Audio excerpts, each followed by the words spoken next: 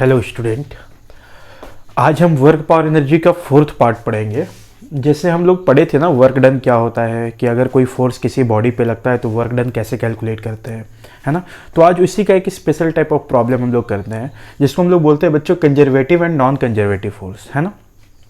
ये conservative force क्या होता है, नॉन कंजर्वेटिव फोर्स क्या होता है, उसके बारे में समझते हैं। फिर ये कितने टाइप के होते हैं ये समझते हैं, है ना। जैसे देखो, अगर मान लेते हैं कोई भी एक पार्टिकल पे फोर्स लग रहा है ना, तो उस फोर्स से उस पार्टिकल का जो पोजीशन हम चेंज करेंगे वो किसी भी पाथ से किया जा सकता है। जैसे मान लेते हैं कि एक पार्टिकल का इनिशियल पोजीशन ये है, ऐसा इनिशियल पोजीशन, और पार्टिकल का फाइनल पोजीशन ये है, यहाँ तक लेकर जाना है मेरे को। तो इस इनिशियल पोजीशन से फाइनल पोजीशन तक ले जाने के कई रास्ते हो सकते हैं ना। आप ऐसे ले जा सकते हो, आप डायरेक्टली ऐसे ले जा सकते हो, आप चाहो तो यूं ऐसे ले जा सकते हो, कई सारे पाथ हो सकते हैं। तो क्या डिफरेंट पाथ पे वर्क डन सेम होगा या डिफरेंट होगा किसी भी फोर्स के कारण, इस पे बात करना है ना। जैसे देखो, अगर कोई फोर्स कुछ ऐसा इस नेचर का है कि उसके द्वारा किया गया कार्य पाथ पे डिपेंड ना करे, किस पे डिपेंड ना करे, पाथ पे डिपेंड ना करे। मतलब एक ऐसा फोर्स कि अगर आप इस पाथ से लेकर जाओ या इस पाथ से लेकर जाओ या इस पाथ से लेकर जाओ, वर्क डन अगर सेम रहेगा तो वैसे फोर्स को क्या बोलते हैं, कंजर्वेटिव फोर्स। आ रही है बात समझ में। तो मैं थोड़ा सा डेफिनेशन आपके लिए लिख देता हूं बच्चों कंजर्वेटिव फोर्स के बारे में। क्या है ये? If work done by a force does not depend upon path then it is known as conservative force. If work done by a force does not depend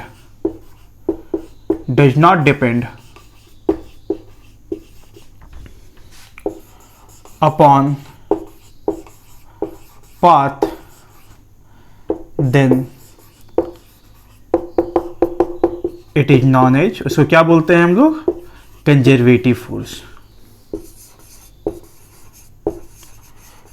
conservative force, ठीक है।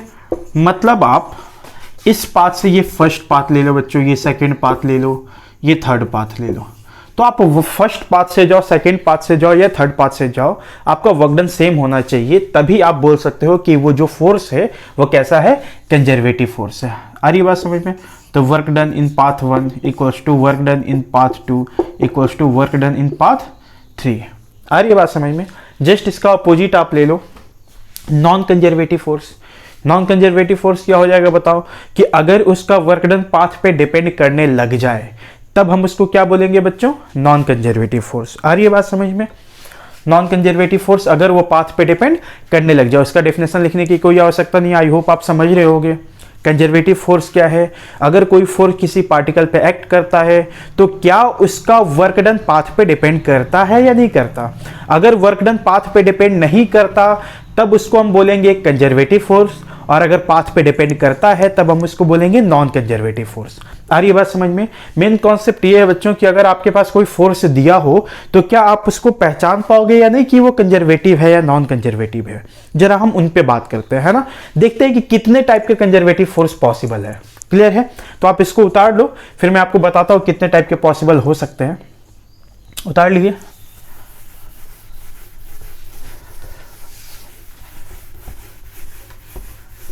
देखो,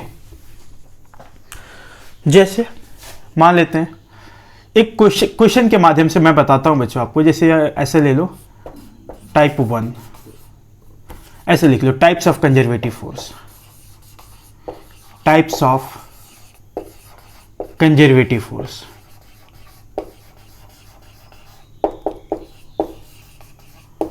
कितने तरह के कंजर्वेटिव फोर्स पॉसिबल हो सकते हैं, है ना। मैं आपको क्वेश्चन न्यूमेरिकल बेस्ड करा रहा हूं बच्चों, है ना। थ्योरेटिकल नहीं पढ़ा रहा हूं मैं आपको, न्यूमेरिकल बेस्ड करा रहा हूं कि अगर आपके पास ढेर सारे फोर्स होंगे तो आप बताओ कि कौन सा कंजर्वेटिव है, कौन सा नॉन कंजर्वेटिव है ना। तो अभी तक तो अपन केवल डेफिनेशन जानते हैं कि अगर पाथ पे डिपेंड कर रहा है तो नॉन कंजर्वेटिव, नहीं कर रहा है तो कंजर्वेटिव। तो जरा चेक करते हैं कि कब कब हो सकता है, कब कब नहीं हो सकता है।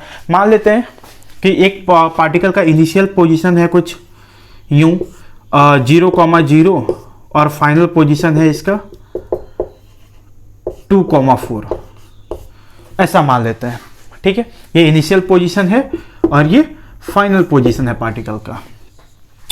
अभी मेरे को बताओ, इस पाथ से भी पार्टिकल को लेकर जाया जा सकता है, वो किसी भी पाथ से लेकर जाया जा सकता था।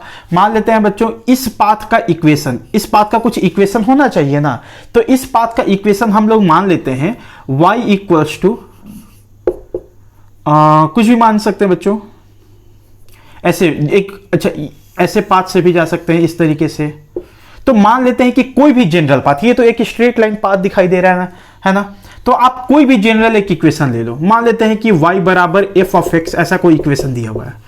ये इक्वेशन कैसा भी हो सकता था, y बराबर 2x plus 3, y equals to x square, y equals to x cube minus 4, whatever, y और x के बीच में कोई भी रिलेशन हो सकता था इस पाथ का। आ रही है बात समझ में? तो ऐसा कोई भी जनरल दिया हुआ, देखते हैं उसका यूज आता है या नहीं। आ रही बात समझ में? चलो मान लो बच्चों कि एक क्वेश्चन मैं आपको देता हूं फर्स्ट में, या फर्स्ट टाइप जो होता है कंजर्वेटिव फोर्स का, वो होता है कांस्टेंट फोर्स। कांस्टेंट फोर्स,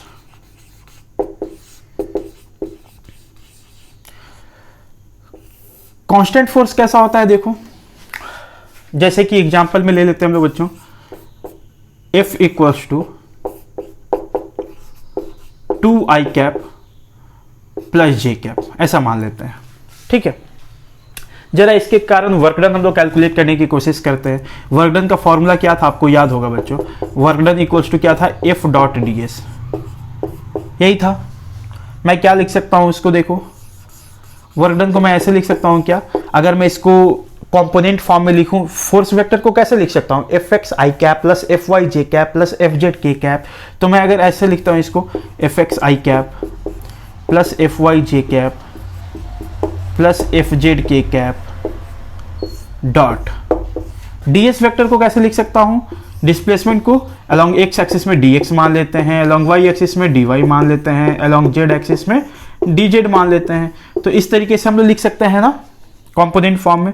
तो वर्क डन कितना हो जाएगा बताना जरा, क्या ये डॉट प्रोडक्ट है ना, बीच में डॉट है ना, तो क्या होता है, आई कैप को आई कैप वाले के साथ मल्टीप्लाई कर दो, that means F X D X plus F Y D Y plus F Z D Z, ऐसा कर सकते हैं बच्चों हम लोग।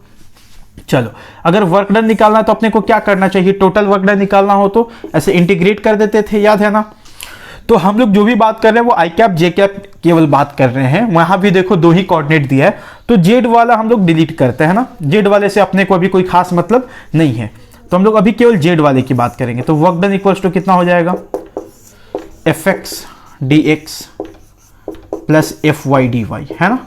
जेड एक्सिस की अभी अपन बात नहीं करते हैं, है ना, क्योंकि जेड एक्सिस का हम क्वेश्चन में नहीं लिए हुए। अभी मेरे को इसको सॉल्व करना है बच्चों, कैसे सॉल्व करेंगे देखो, ये तो हो गया total work done. F x यहाँ पे क्या है, क्या यहाँ पे देखो एफ एक्स, एक्स एक्सिस में इसका कंपोनेंट 2 है ना, तो क्या मैं यहाँ 2 डी एक्स लिख सकता हूँ, और एफ वाई देखो क्या है, जे कैप का कोफिशिएंट 1 है, तो क्या ये 1 डी वाई हो गया। अब इसका कहाँ से कहाँ हम लोग और ये लेकर जा रहे हैं बच्चों, इनिशियल पोजिशन क्या है, 0,0, एक्स भी 0 है, वाई भी 0 है, तो 0 0।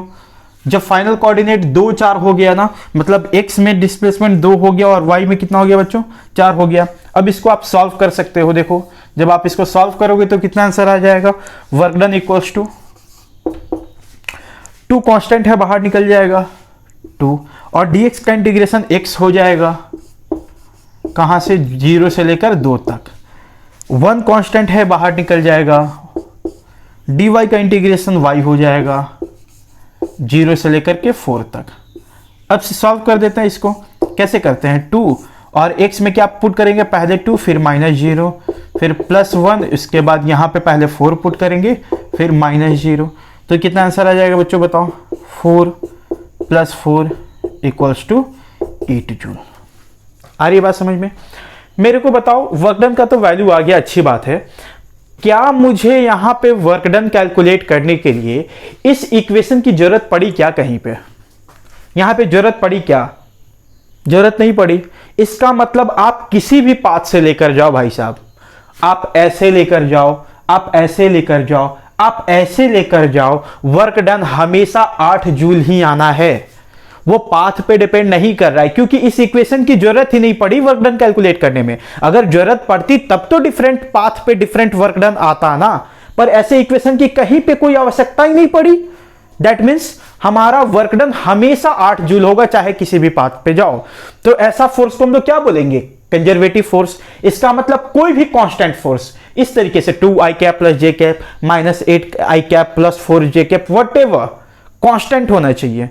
अगर वो कांस्टेंट है तो वो कंजर्वेटिव है, क्योंकि वो पाथ पे डिपेंड नहीं कर रहा। आ रही बात समझ में? आप इसको नोट डाउन कर लो, फिर मैं इसको डिलीट करता हूं, आगे और बताता हूं, है ना। दूसरा जो फॉर्मेट था बच्चों कंजर्वेटिव फोर्स का, वो कुछ इस तरह का है, मैं बताता हूं आपको। देखो,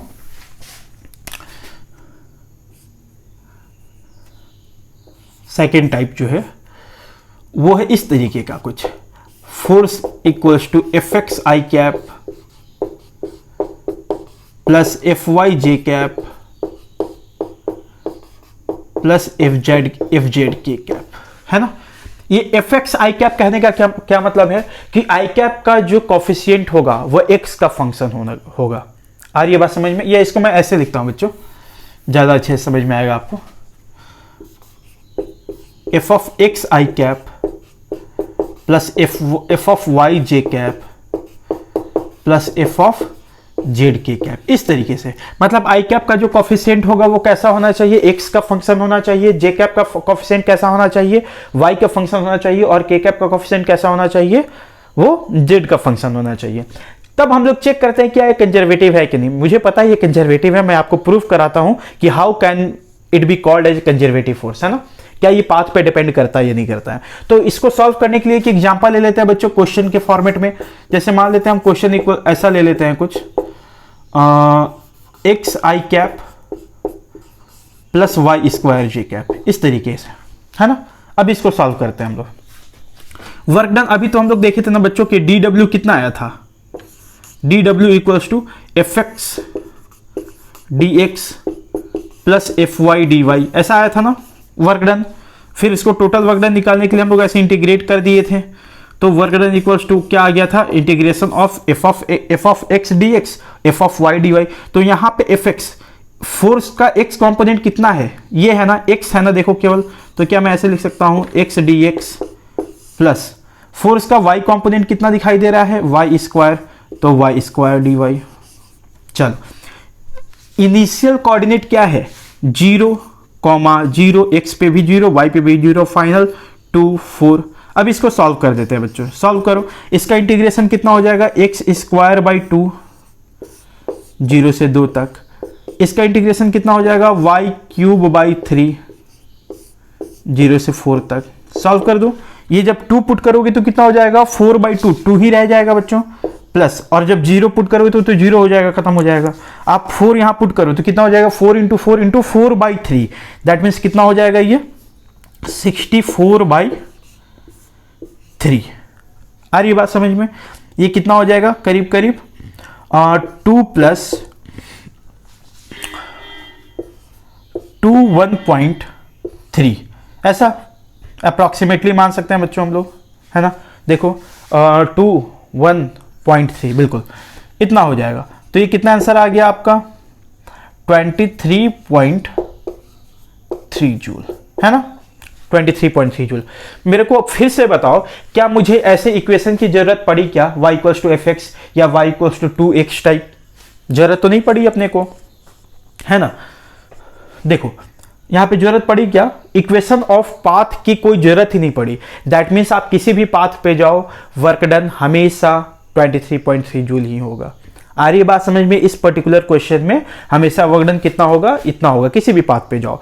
that means again work done by this force does not depend upon path. That means what? It is a conservative force. आ रही है बात समझ में? तो आप जब भी ऐसा देखोगे कि आई कैप का कॉफिशिएंट एक्स का फंक्शन है, जे कैप का कॉफिशिएंट वाई का फंक्शन है, तो आप समझ जाओगे कि वो कंजर्वेटिव फोर्स है और वो पाथ पे डिपेंड नहीं कर रहा। आ रही है बात समझ में? नोट डाउन कर लो बच्चों इसको, फिर मैं डिलीट करता हूं, फिर आगे और बताता हूं आपको।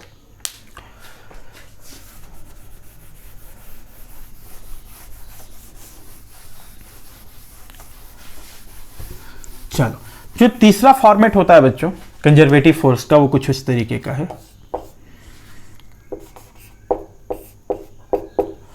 ये जो स्ट्रेट लाइन है ना, इसका मैं इक्वेशन लिख लेता हूं बच्चों। इसका इक्वेशन कुछ ऐसा होगा, y बराबर 2x होगा ना, यही इक्वेशन होगा। देखो जब आप x का वैल्यू 2 रखोगे तो y का वैल्यू 4 हो जाएगा, यही बात है।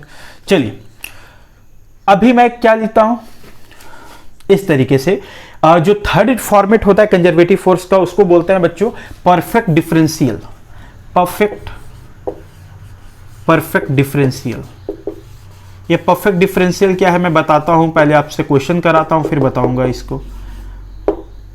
ये परफेक्ट डिफरेंशियल का क्या मतलब है अभी थोड़ी देर में समझ में आ जाएगा। मान लेते हैं बच्चों एक क्वेश्चन हमारे पास है, force equals to Y I cap plus X J cap.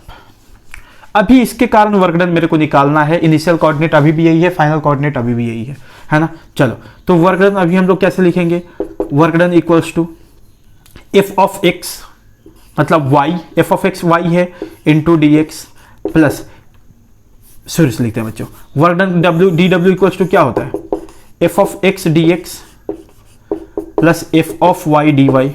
उसके बाद टोटल वर्क डन निकालने के लिए अपन क्या कर लेते हैं, हम लोग इंटीग्रेट कर लेते हैं। तो यहां से टोटल वर्क डन आ जाता है। बताओ F of x, x component क्या है फोर्स का, आई कैप के बगल में वाई दिया हुआ है तो Y D X plus F of Y कितना है, एक्स डी वाई। अच्छा मैं इसको ऐसे भी लिख सकता था क्या बच्चों, ध्यान से देखना, एक ही साथ अगर एक ही इंटीग्रेशन में लिखे तो मैं इसको Y D X plus X D Y ऐसे लिख सकता हूं। देखो जरा, अगर मैं इसको ऐसा लिखूं, अभी आपको देखकर ऐसा समझ में आ रहा होगा ना कि सर देखो यहां पे dx है, तो ये वाला इंटीग्रेशन तभी पॉसिबल हो पाता जब ये वाला जो है यहां पे जो भी दिया हुआ है फंक्शन वो x का फंक्शन होगा, तभी इंटीग्रेट कर पाओगे। आप इसको कर ही नहीं सकते। इसका मतलब आपको y को x के फॉर्मेट में रखना होगा, तभी आप इसको सॉल्व कर पाओगे। दैट मीन्स सर आपको इक्वेशन की जरूरत है, अभी ऐसी इक्वेशन की जरूरत है। देखो ये y को क्या इंटीग्रेट कर पाओगे क्या, x के रिस्पेक्ट में नहीं कर पाओगे, यहां पे x के फंक्शन में रखना होगा आपको पहले। तो यहां तो फंस गया अपन, यहां पे पाथ मतलब इक्वेशन की जरूरत पड़ गई। तो सर ये तो नॉन कंजर्वेटिव फोर्स हो गया, आप तो कंजर्वेटिव का टाइप्स पढ़ा रहे थे। ऐसा नहीं है बच्चों, देखो इसमें थोड़ा सा हम लोग बुद्धि लगाते हैं। कैसे, मैं इसको ऐसे लिख सकता हूं ना, इसको ऐसे लिखा जा सकता है क्या, ध्यान से समझना, integration sorry differentiation of X Y.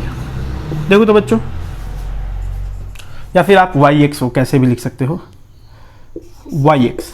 देखो तो आप इसको ऐसे लिख सकते हो क्या, इस टर्म को आप इसको ऐसे लिख सकते हो क्या, बिल्कुल।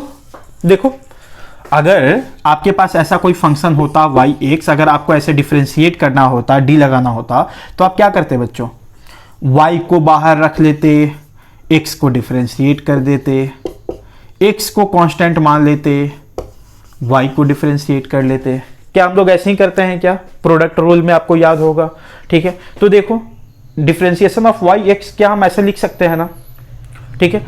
अभी बताओ integration of differentiation of Y X, तो integration is the just opposite version of differentiation. मतलब क्या, सिंपली आप मेरे को बताना बच्चों, अगर इंटीग्रेशन ऑफ डीएक्स होता है ऐसा, तो इसका आंसर क्या हो जाता है, सीधा सीधा एक्स हो जाता है ना। आंसर क्या हो जाएगा इसका, एक्स हो जाएगा। सिमिलरली अगर मैं इसको integration of D Y X लिखता हूं तो इसका आंसर क्या हो जाएगा, वाई एक्स, सीधा वाई एक्स। अब कोऑर्डिनेट बता दो बच्चों, इनिशियल कोऑर्डिनेट क्या था, 0,0। देखो इसमें y और x दोनों आ रहा है तो दोनों कोऑर्डिनेट पुट करना होगा। लास्ट केस में x का अलग कोऑर्डिनेट पुट करते थे, y का अलग कोऑर्डिनेट पुट करते थे। तो 0,0 2,4, 0,0 2,4 सॉल्व करो। तो x में कितना पुट करना है बच्चों, 2 पुट करना है और y में 4 पुट करना है। तो 4 × 2 माइनस, इसमें तो दोनों में 0 0 पुट करना है। तो आंसर कितना आ गया, 8 जूल। आ रही है बात समझ में। देखो अगर आप यहां पे देख करके उलझ जाते कि सर पाथ की जरूरत है, तब तो पाथ लगाना पड़ जाता, पर थोड़ा सा बुद्धि लगाए तो बिना पाथ के ही सॉल्व हो गया, पाथ की जरूरत ही नहीं पड़ी। तो इसको एक परफेक्ट डिफरेंशियल में चेंज करने के लिए हम लोग को थोड़ा बुद्धि लगाना पड़ा। That's why this force is non a perfect differential. क्या आप ऐसे फोर्स को, इस फोर्स को क्या आप इस फॉर्मेट में ला पा रहे हो या नहीं ला पा रहे हो, जरूरी नहीं है कि हर बार आ ही जाएगा, आपको चेक करना पड़ेगा। अब बोलो सर आप तो कर लिए, हम लोग को कैसे पता चलेगा कि ये परफेक्ट डिफरेंशियल है कि नहीं है, है ना। तो आप लोग को कैसे पता चलेगा मैं बता दूं बच्चों। जैसे देखो ये वाला फोर्स जो है ना, आई कैप का जो कॉफिशिएंट है, फोर्स का आई कैप का जो कॉफिशिएंट है, आप उसको एक्स के रिस्पेक्ट में पार्शियल इंटीग्रेशन करो। किसके रिस्पेक्ट में? एक्स के रिस्पेक्ट में। जैसे देखो आप इसको क्या करो, आई कैप का कॉफिशिएंट क्या वाई है, इसको एक्स के रिस्पेक्ट में इंटीग्रेट करो, पार्शियल इंटीग्रेट। पार्शियल इंटीग्रेट मतलब समझते हो ना बच्चों, अगर एक्स के रिस्पेक्ट में आप पार्शियल इंटीग्रेट कर रहे हो मतलब एक्स ही आपका वेरिएबल है और बाकी अदर वेरिएबल को कांस्टेंट मान लेना है। तो वाई को आप क्या मान लोगे? कांस्टेंट मान लोगे। तो वाई जैसे ही बाहर निकलेगा क्या इंटीग्रेशन ऑफ डीएक्स बच जाएगा, और इंटीग्रेशन ऑफ डीएक्स एक्स होता है तो ये वाई एक्स दिखाई दे रहा है ना। अब अगेन आप क्या करोगे, अब क्या करोगे आप जे कैप के कॉफिशिएंट को एक्स, आई कैप के कॉफिशिएंट को क्या किए हम, एक्स के रिस्पेक्ट में इंटीग्रेट कर दिए। जे कैप के कॉफिशिएंट को क्या करोगे, वाई के रिस्पेक्ट में इंटीग्रेट कर दोगे। तो जे कैप का कॉफिशिएंट एक्स है तो वाई के रिस्पेक्ट में इंटीग्रेट कर दोगे। तो देखो एक्स बाहर निकल जाएगा और डी वाई का इंटीग्रेशन वाई हो जाएगा। तो देखो बच्चों इन दोनों का वैल्यू जब सेम आने लग जाएगा तो आप समझ जाओगे कि वो परफेक्ट डिफरेंशियल है। और परफेक्ट डिफरेंशियल कैसे टूटेगा, तो डी एक्स वाई या वाई एक्स वट एवर। आ रही है बात समझ में? तो हम कैसे चेक करेंगे, एक बार फिर से मैं रिपीट करता हूं कि जब भी ऐसा कोई फोर्स दिया रहे आप क्या करोगे, आई कैप के कॉफिशिएंट को आप एक्स के रिस्पेक्ट में पार्शियल इंटीग्रेट करोगे, जे कैप के कॉफिशिएंट को आप वाई के रिस्पेक्ट में पार्शियल इंटीग्रेट करोगे, देखोगे क्या दोनों का वैल्यू सेम आ रहा है। अगर दोनों का वैल्यू सेम आएगा तो वही वैल्यू परफेक्ट डिफरेंशियल में टूट जाएगा। आ रही है बात समझ में? जैसे देखो यहां पे दोनों का सेम आया एक्स वाई, तो ये कैसे टूट जाएगा, डी एक्स वाई में। आ रही है बात समझ में? उसके बाद तो नॉर्मल सी बात है। एक और मैं आपको इसका एग्जांपल करा दूं तो आपको प्रैक्टिस हो जाए बच्चों। देखो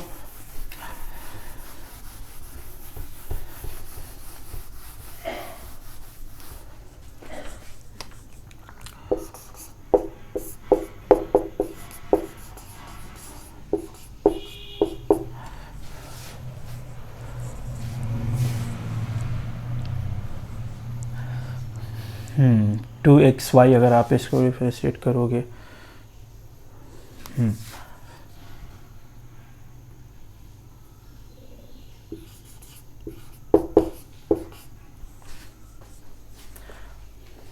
देखो बच्चों जैसे मैंने ये फोर्स आपको दे दिया, अब आपको चेक करना है क्या ये परफेक्ट डिफरेंशियल है कि नहीं। पहले कैसे चेक करेंगे, तो आई कैप का कोफिशिएंट क्या है, 2xy है, इसको पार्शियल इंटीग्रेट करो किसके रिस्पेक्ट में, x के रिस्पेक्ट में। तो 2xy dx करोगे तो आंसर क्या आ जाएगा, देखो अगर x के रिस्पेक्ट में हम लोग डिफरेंशिएट कर रहे हैं ना तो बाकी सारा चीज क्या हो जाएगा, कांस्टेंट हो जाएगा। तो 2 और y बाहर निकाल लो, अंदर में क्या बचेगा, x dx। सॉल्व करो, x का इंटीग्रेशन x² 2 हो जाएगा, तो ये कितना हो जाएगा बताओ, 2y x² 2, that means x²y।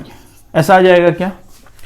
अब क्या करते हैं, जे कैप के कॉफिशिएंट को y के रिस्पेक्ट में इंटीग्रेट कर देते हैं, करो तो x² तो कांस्टेंट आ गया, इंटीग्रेशन ऑफ dy, और dy का इंटीग्रेशन कितना हो जाएगा बच्चों, y हो जाएगा, x²y। देखो दोनों का इंटीग्रेशन कर दिए पार्शियल, देखो दोनों सेम आ रहे हैं क्या, x² सेम आ रहा है। इसका मतलब इसको कैसे तोड़ोगे बच्चों आप लोग, डिफरेंशिएशन ऑफ x²y। अब उसके बाद सिंपल सॉल्व कर दोगे। आ रही है बात समझ में? चलो तो आप ऐसे चेक कर सकते हो। ये था आपका तीसरा फॉर्मेट। आ रही है बात समझ में? Perfect differential. इसका मतलब हम लोग 3 टाइप का कंजर्वेटिव फोर्स देखे।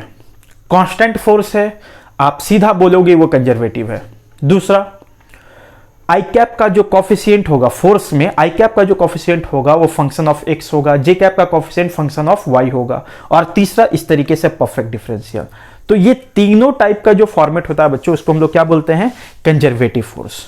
आ रही है बात समझ में? क्योंकि इन सब का वर्क डन पाथ पे डिपेंड नहीं करता, जैसा कि हम लोग अभी तक देखते आ रहे हैं, है ना। इनके अलावे जो भी फोर्स आपको मिले, इनके अलावे जो भी फोर्स आपको मिले वो सब कैसे होंगे बच्चों, नॉन कंजर्वेटिव। आ रही है बात समझ में? कंजर्वेटिव देखना अपने को आ गया, देख लो कि कांस्टेंट है कि नहीं है, आई कैप का बगल में एक्स का कॉफिशिएंट है कि नहीं, मतलब एक्स का फंक्शन है या नहीं, जे कैप का कॉफिशिएंट वाई का फंक्शन है कि नहीं वो देख लो। तीसरा में देख लो क्या परफेक्ट डिफरेंशियल है क्या। अगर ये तीनों नहीं है दैट मीन्स वो कौन सा है, नॉन कंजर्वेटिव। आ रही है बात समझ में? अब जरा नॉन कंजर्वेटिव का एक एग्जाम्पल देख लेते हैं बच्चों। इसके अलावा सब नॉन कंजर्वेटिव होंगे। जैसे मैं एक क्वेश्चन कराता हूं आपसे,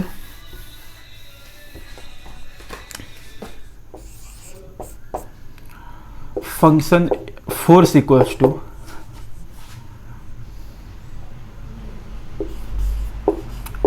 Y I cap minus 2x square 2x square J cap, ऐसा ये कोई भी फोर्स है बच्चों। अभी इसके कारण वर्कडन निकालना है, तो बताओ वर्कडन कैसे लिखोगे? Work done equals to D W equals to Y D X minus 2x square D Y, ऐसे लिखेंगे ना, F of X into D X, F of Y into D Y, उसके बाद ऐसे इंटीग्रेट कर देंगे टोटल वर्कडन के लिए। तो चलो वाई डी एक्स माइनस 2 बाहर निकाल लेते हैं या रहने देते हैं अंदर में, 2x स्क्वायर डी वाई। ठीक है, इसको मैं थोड़ी देर के लिए तो बच्चों 3 ले लेता हूं, थोड़ा कैलकुलेशन आसान हो जाएगा।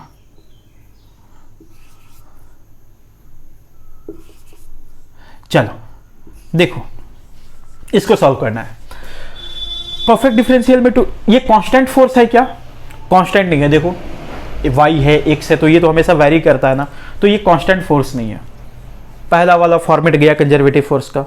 दूसरा वाला फॉर्मेट चेक करते हैं, क्या आई कैप का कॉफिशिएंट जो है वो x का फंक्शन है? नहीं। जे कैप का कॉफिशिएंट y का फंक्शन है? ऐसा भी नहीं है। इसका मतलब दूसरे वाले फॉर्मेट पे भी ये फेल कर गया, ये कंजर्वेटिव नहीं है। तीसरा वाला चेक करो, क्या परफेक्ट डिफरेंशियल हो सकता है क्या? आप इसको x के रिस्पेक्ट में इंटीग्रेट करो तो कितना हो जाएगा? y इंटू एक्स, और इसको j के मतलब y के रिस्पेक्ट में इंटीग्रेट करोगे तो कितना हो जाएगा? 3x square into Y. वो भी दोनों बराबर नहीं आ रहे हैं। आ रही है बात समझ में? इसका मतलब ये परफेक्ट डिफरेंशियल भी नहीं है। दैट मीन्स ये कंजर्वेटिव फोर्स का तीनों टाइप से बाहर है, अलग है। दैट मीन्स ये कैसा होना चाहिए? Non conservative. जरा देखते हैं इसको कैसे सॉल्व किया जाएगा।